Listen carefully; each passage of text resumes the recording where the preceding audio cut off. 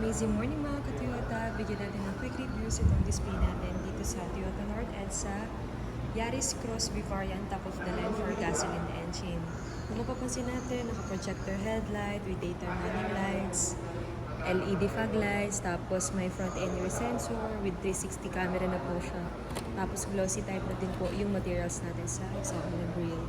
Tapos dito naman po sa mugs natin, 18 alloy mugs machine cut, naka-disc brake na din po siya. Tapos may built-in na 360 camera, ayan, nasa ilalim ng side mirror with blind spot assist, ito siya. So nagbe-blink pag may tumatabi sa ating sasakyan, ina-alert tayo na for safety features po. Tapos dito naman po, naka-retractable side mirror, auto-fold na din po siya, pati yung glass mismo, ikaw na mismo yung mag-a-adjust.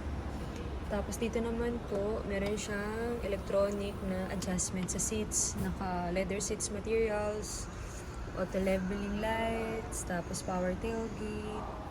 Ito po yung audio control sa steering, yan, may adjustment na din po siya. May paddle lamp, yan, ito to. Tapos naka full digital na din po yung MID display, naka 10-inch touchscreen monitor, may free na built-in dashcam, tapos black interior, yan. Wireless charger, meron siyang Type-C, tsaka ano tawag dito, USB port. Ayan, wala na siya yung traditional na handbrake, so electronic na din siya.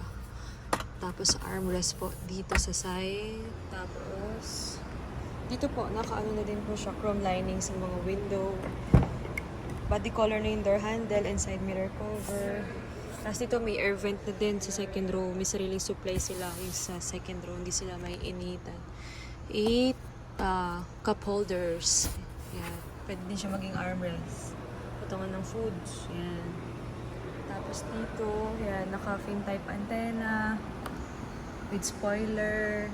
Tapos yan, may cover na din dito sa likod. Yan. Tapos natatambol din yung seats natin.